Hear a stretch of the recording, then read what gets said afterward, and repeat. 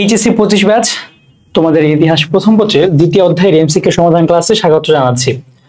এখন আমরা আলোচনা করব, দেখো এই চ্যাপ্টার থেকে আসা বোর্ডের যত ইম্পর্টেন্ট এমসিকিউ আছে এবং যেগুলো তোমার আসার মতো আছে সেগুলো সহ আর কি কি আসতে পারে সেগুলো নিয়ে। সো দেখো প্রথম প্রশ্নটা, কত খ্রিস্টাব্দে ভারতীয় জাতীয় কংগ্রেস প্রতিষ্ঠা লাভ করে? আচ্ছা, এই চ্যাপ্টার এমসিকিউ আলোচনার মাঝে একটু সিকিউ নিয়ে কথা বলি। দেখো, ভারতীয় জাতীয় কংগ্রেস ভার্সেস মুসলিম লীগ, ভারতীয় জাতীয় কংগ্রেস ভার্সেস মুসলিম লীগ, এই দুইটা জিনিসের কম্পারিজন বা কম্পেয়ার এন্ড কন্ট্রাস্ট, এটা কিন্তু নিয়ে তোমার একটা সিকিউ মাস্ট আসবেই, ঠিক আছে?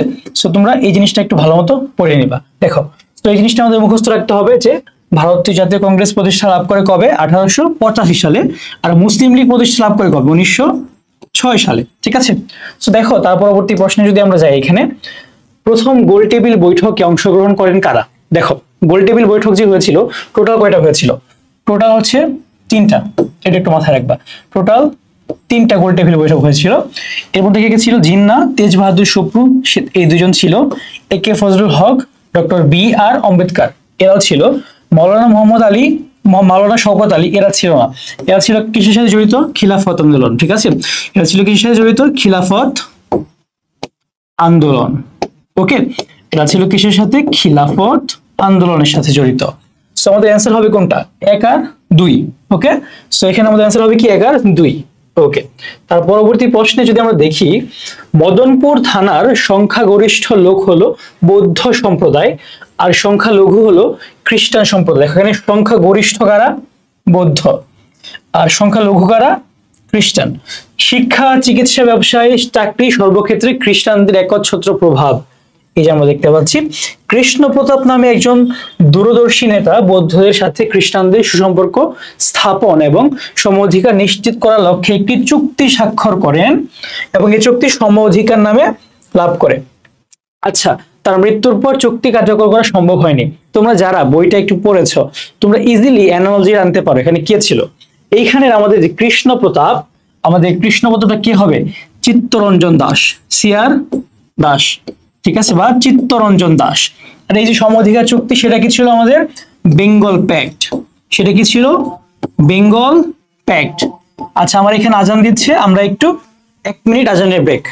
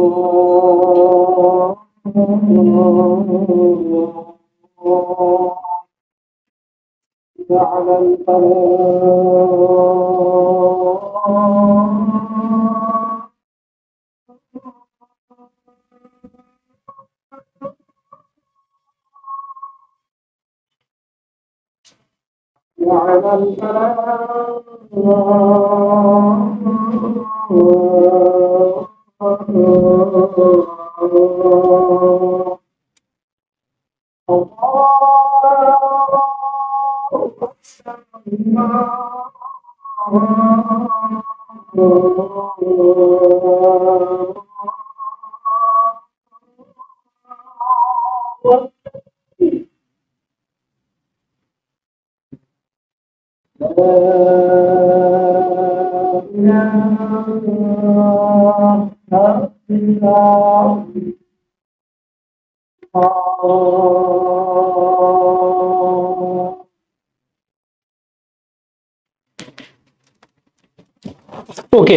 সো এখানে দেখো আমরা যেটা দেখলাম যে কৃষ্ণ প্রতাপ লোকটা হচ্ছে কি চিত্তরঞ্জন দাস, আর এখানে সম অধিকার প্রতিষ্ঠা সেটা কি বেঙ্গল প্যাক্ট।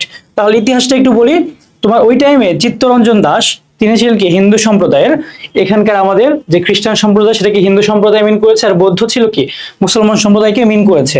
আর মুসলমান সম্প্রদায়ের তখন বাংলার তৎকালীন মুসলমান সম্প্রদায়ের মানুষজন কি একটু পিছিয়ে ছিল সব দিক থেকেই। তোমার হিন্দু সমাজ যারা ভদ্রলোক সমাজ নামে পরিচিত ছিল তারা কিন্তু তাদেরকে নানান দিক থেকে তোমার কি নিচু করে রেখেছিল, কিন্তু চিত্তরঞ্জন দাস কি চেয়েছে সবাই কি সম অধিকার পাক। সো এখানে উদ্দীপকের বৌদ্ধদের ন্যায় বাংলার সর্বদিক থেকে পিছিয়ে কারা ছিল, সেটা হচ্ছে মুসলমানরা। ঠিক আছে, তারপর দেখো প্রতাপের উদ্দেশ্য কি ছিল, মানে কি তোমার এখানে সকল সম্প্রদায়কে নিয়ে রাষ্ট্র গঠন করা, হ্যাঁ এটা হয়। পিছিয়ে পড়া জাতিকে নিয়ে অধিকার দেওয়া, এটা হয়। একটু অসাম্প্রদায়িক, এটা না, জাস্ট এই দুইটাই হবে। ঠিক আছে, আমাদের উত্তরটা হবে কি এই দুইটাই হয়। আচ্ছা, একটি অসাম্প্রদায়িক রাষ্ট্র গঠন, হ্যাঁ এটাও হয় আসলে, সত্যি বলতে কি সাম্প্রদায়িক তো না, অসাম্প্রদায়িক, সরি আমি সাম্প্রদায়িক মনে করেছিলাম। সো আমাদের অ্যান্সার কি সবগুলাই হবে, কিন্তু এটা না, আমাদের অ্যান্সার হবে কি এইটা। ওকে, এরপর আসেন আমরা একটু সামনে যাই। এখানে সর্বভারতীয় জাতীয় কংগ্রেস প্রতিষ্ঠিত হয় কবে, সেটা হচ্ছে কি 1885 সালে। কবে? 1885 সালে। ওকে, আর মুসলিম লীগ কবে? 1906 সালে। এটা একটু দেখতে হবে আমাদের, মুসলিম লীগ কবে? 1906 সালে। মুসলিম লীগ কবে? 1906 সালে, এটা খুবই ইম্পর্টেন্ট। তারপর এখানে দেখেন যে বঙ্গভঙ্গের ঘোষণা প্রদান করা হয় কবে? 1905 সালে। এটা আমরা সবাই জানি। বঙ্গভঙ্গ ঘোষণা কে দিয়েছিল? Lord Curzon. লর্ড কার্জন বঙ্গভঙ্গের ঘোষণা কে দিয়েছিল? Lord Curzon. কত সালে? 1905 সালে। আর বঙ্গভঙ্গ রদ করে কে? রদ করেন কে? Lord Hardinge. কত সালে? 1911 সালে। এই জিনিসগুলো আমাদের কি একটু পড়তে হবে, এগুলো মিলিয়ে মিলিয়ে পড়তে হবে, তাহলে আমরা কি কমন পাবো ইনশাল্লাহ। তারপর দেখেন এখানে নিচের কোন ব্যক্তিত্বের সাথে বঙ্গভঙ্গের সম্পর্ক রয়েছে? নিচের কোন ব্যক্তিত্বের সাথে বঙ্গভঙ্গের সম্পর্ক আছে সেটা কি দেখো। হাজী শরীয়তুল্লাহ? না। তিনি কি ফরাজি আন্দোলন? নওয়াব আব্দুল লতিফ? না। তিতুমির? না। নবাব স্যার সলিমুল্লাহ? এই যে নবাব স্যার সলিমুল্লাহ, তিনি কিন্তু শুধু বঙ্গভঙ্গের সাথেই না, মুসলিম লীগ প্রতিষ্ঠা, তিনি ছিলেন তৎকালীন যে মুসলিম পাকিস্তানের, দুই পাকিস্তান মিলিয়ে বা ভারতীয় উপমহাদেশের মুসলিমদের মাথা ছিলেন একজন নবাব স্যার সলিমুল্লাহ। ঠিক আছে, তিনি কিন্তু চাইতেন যে বঙ্গভঙ্গটা হোক। কত সালে? 1905 সালে। কেন? কারণ কি? কারণ তৎকালীন হিন্দু সমাজকে, মুসলমান সমাজকে একটু দাবিয়ে রেখেছিল এই অঞ্চলটাতে, তারা নিজেরা ডানা মেলে উঠতে পারছিল না। ঠিক আছে, সেই কারণেই। তারপর দেখেন যে বঙ্গভঙ্গের সময় ভারতের গভর্নর জেনারেল কে ছিল, একটু আগে বলে আসলাম, সেটা কি লর্ড কার্জন। কত সালে? 1905 সালে। এই যে কার্জন হল দেখো, তার টাইমে কিন্তু মানে প্রতিষ্ঠিত। ঠিক আছে, মানে তাকে নিয়ে দেখো। এরপর 1905 সালে নবগঠিত পূর্ববঙ্গ ও আসাম প্রদেশের গভর্নরের নাম কি ছিল একটু বলি। 1905 সালে যে বঙ্গভঙ্গটা হলো, এটাকে ধরো বাংলাদেশ। ঠিক আছে, এটা কি আমাদের বাংলাদেশ। এই যে সাইডটা, এটা কি ধরে নাও যে এটা হচ্ছে কি পশ্চিমবঙ্গ, আর এই যে সাইডটা এটা কি আমাদের সেভেন সিস্টার্স, ভারতের বর্তমান। সো এইটাকে তৎকালীন সেভেন সিস্টার সম্পূর্ণটা কি নামে পরিচিত ছিল? আসাম। এটা কি পূর্ব বাংলা, এটা কি পশ্চিমবঙ্গ। ঠিক আছে, সো তৎকালীন তোমার এই পূর্ববঙ্গ এবং আসাম এই দুইটা মিলে একটা হয়েছিল স্টেট, আর এটা কি পশ্চিমবঙ্গ। ঠিক আছে, দুই ভাগ। এটা কি তোমার এইখানে এই যে সাইডটা পূর্ববঙ্গ এবং আসাম, এইটার যে গভর্নর ছিল তার নাম কি হলো? Sir Bampfylde fuller. ঠিক আছে, স্যার ব্যামফিল্ড ফুলার। আর এই যে অ্যান্ড্রু ফ্রেজার, সে ছিল কোথাকার? পশ্চিমবঙ্গের। ওকে, এটা একটু দেখে নিবা। তারপর দেখো এখানে যে পশ্চিমবঙ্গ প্রদেশের গভর্নর কে ছিল, তাহলে এই যে বলে আসলাম একটু আগে, অ্যান্ড্রু ফ্রেজার। ওকে, তারপর দেখেন একটু সামনে যাই। নিখিল ভারত মুসলিম লীগের জন্ম হয় কবে? আমরা অনেকক্ষণ ধরে বলে আসতেছি যে কংগ্রেস হয়েছিল কবে? 1885 সালে। আর মুসলিম লীগ কবে? 1906 সালে। ওকে, এরপর বঙ্গভঙ্গ রদ করা হয় কবে? রদ মানে কি? বঙ্গভঙ্গটাকে বাতিল করা হয়। ঠিক আছে, হয়েছিল কবে? 1905 সালে। কে করেছিল? Lord Curzon. কে করেছিল? Lord Curzon. কে করেছিল? কার্জন। রদ হলো কবে? 1911 সালে। রদটা কে করলো? হার্ডিঞ্জ। Lord Hardinge. হার্ডিঞ্জ ব্রিজের নাম শুনেছো তোমরা পাবনাতে, ওইটা কত সালে? 1911 সালে রদ করা হয়। তারপর দেখেন এখানে লখনৌ চুক্তি সম্পাদিত হয় কবে? লখনৌ চুক্তি হয়েছিল কবে? 1916 সালে।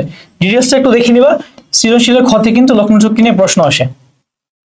তারপর দেখেন খিলাফত আন্দোলনের নেতৃত্ব দেন কে? সেটা কে?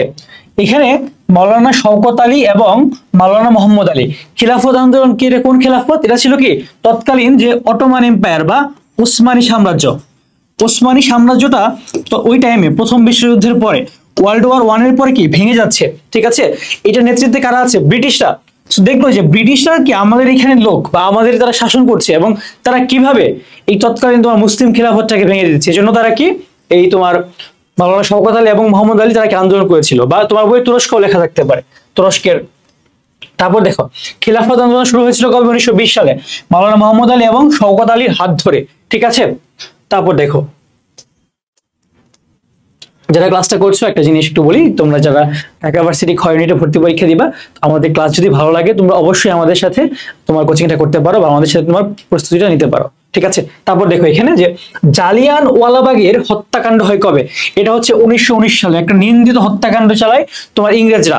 এইটার বিনিময়ে কিন্তু রবীন্দ্রনাথ ঠাকুর কিন্তু কি এই ঘটনার পরিপ্রেক্ষিতেই কিন্তু নাইট উপাধি ত্যাগ করে, ঠিক আছে? নাইট উপাধি ত্যাগ করে। নাইট উপাধিটা ত্যাগ করে কবে? 1919 সালের এই জালিয়ানওয়ালাবাগ হত্যাকাণ্ডের কারণে। তারপর দেখেন অসহযোগ আন্দোলনের নেতা কে ছিল? এই যে আমরা মহাত্মা গান্ধীকে চিনি, ঠিক আছে? নন কোঅপারেশন মুভমেন্ট যেটা অসহযোগ আন্দোলন, সেটা নেতা কে ছিল? মহাত্মা গান্ধী, মোহনদাস করমচাঁদ গান্ধী। দেখো দ্বি জাতিতত্ত্ব বা টু নেশনস থিওরি, দ্বি জাতিতত্ত্ব বা যারা ইংলিশ ভার্সনে আছো টু নেশনস থিওরি, এইটার প্রবক্তাকে, এইটার প্রবক্তা হচ্ছে কে? মোহাম্মদ আলী জিন্নাহ। মোহাম্মদ আলী জিন্নাহ এমন একজন ব্যক্তিত্ব, তুমি যতবার তোমার কুরবানি দিচ্ছ, তুমি যতবার গরুর মাংস খাচ্ছ শান্তিতে নির্বিঘ্নে একজন মুসলমান হিসেবে, তোমার প্রতিবার মোহাম্মদ আলী জিন্নাহকে থ্যাঙ্কস দেওয়া উচিত, যেটা আমাদের ইন্ডিয়ার ভাই বোনরা পাচ্ছে না, ঠিক আছে? সো তোমার কিন্তু এই জিনিসটা তাকে প্রতিবার থ্যাঙ্কস দেওয়া উচিত, তুমি যখন নির্বিঘ্নে একজন মুসলিম হিসেবে চলাফেরা করতে পারছো, যেটা আমাদের ইন্ডিয়াতে 20 কোটি মুসলিমরা পাচ্ছে না, ঠিক আছে? সো আবার তোমরা এটা নিয়ে কিন্তু একটা ছোট্ট একটা কথা বলি, মানে জাস্ট বলার জন্য যে ইন্ডিয়ার যারা করছে, হ্যাঁ তারা কিন্তু হিন্দু না। বাংলাদেশের হিন্দুরা কিন্তু ইন্ডিয়ার হিন্দুদের, তারা আসলে হিন্দু না। হিন্দু একটা ধর্ম, বৌদ্ধ একটা ধর্ম, খ্রিস্টান একটা ধর্ম, ইসলাম একটা ধর্ম।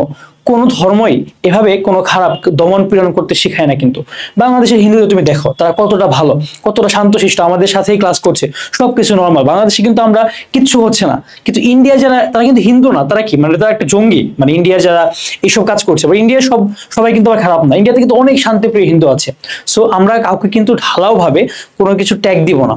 এই কথাটা বলার এটাই কারণ যে আমাদের ঢালাও ভাবে কাউকে কোনো কিছু ট্যাগিং এ দেওয়া যাবে না। ইন্ডিয়াতে হিন্দুরা একটা কাজ করছে, সেই জন্য কি বাংলাদেশি হিন্দুদেরকে তুমি কখনোই দমন পীড়ন বা খারাপ ব্যবহার করতে পারো না। তারা তো শান্তিপ্রিয় মানুষ, তাই না? দেখো এরপর আমরা যাই পরবর্তী প্রশ্নে, যে লাহোর প্রস্তাব উত্থাপন করেন কে? লাহোর প্রস্তাব উত্থাপন কে করেছিল? শেরে বাংলাকে ফজলুল হক। এই যে লাহোর প্রস্তাব, সেখানে কি মুসলিম রাষ্ট্রের কথা বলা হয়েছিল, ঠিক আছে? সেখানে কি মুসলিম রাষ্ট্র প্রতিষ্ঠার কথা বলা হয়েছিল লাহোর প্রস্তাবে 1940 সালে। তারপর দেখেন লাহোর প্রস্তাব উত্থাপিত হয় কবে? এই যেখানে আছে দেখো 1705 সালে তো হবেই না, 1805 হবে না, 1911 হবে না। তুমি কিন্তু একটু গেস করলে, তুমি যদি পড়াশোনা ঠিক মতো নাও করো, যদি মেথড অফ ডিডাকশন বা এলিমিনেশনটা করতে পারো, তাও কিন্তু অ্যান্সার করা যায়। 1940 সালে কিন্তু হয়েছিল 23শে মার্চে, ঠিক আছে? এইটা।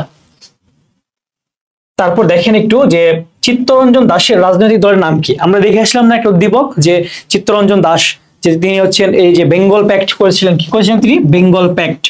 হিন্দু মুসলমানদের তিনি কি এক কাতার আনতে চেয়েছিলেন, তাদের মধ্যে যে খারাপ লাগাটা সেটাকে তিনি দূরীভূত করতে চেয়েছিলেন। তার দলের নাম কি ছিল? স্বরাজ দল বা স্বরাজ পার্টি, ঠিক আছে? কিন্তু তার মৃত্যুর পরে আসলে আর সেটা কাজ করেনি। 1929 সালে মোহাম্মদ আলী জিন্নাহ যে দাওয়ার প্রস্তাব করেন, তাদের কতগুলো ছিল? সেখানে কি 14টা দফা ছিল।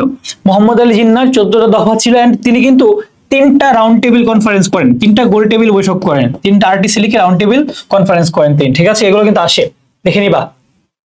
ভারতের রাজনৈতিক ও শাসনতান্ত্রিক সমস্যা সমাধানে কতটি গোল টেবিল বৈঠক হয়? দেখো সামনে এসে গিয়েছে, সেটা হচ্ছে 3টি। টোটাল কয়টা? 3টি।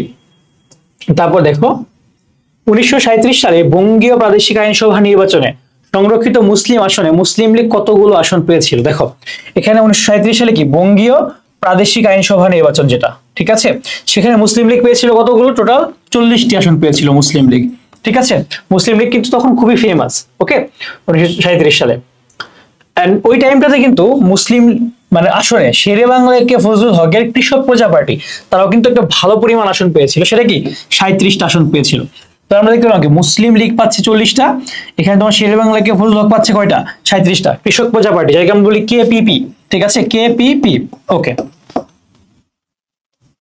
তারপর দেখেন এখানে 1937 সালের বঙ্গীয় প্রাদেশিক আইনসভা নির্বাচনে মুসলিম লীগ মুসলিম আসনে স্বতন্ত্র যারা মুসলমান প্রার্থীগণ তারা কতগুলো আসন পেয়েছিল? তারা কিন্তু টোটাল 38টা আসন পেয়েছিল, যারা স্বতন্ত্র প্রার্থী ছিল, যারা ঠিক আছে অনেক মানে ফেমাস যারা প্রার্থী ছিল তারা।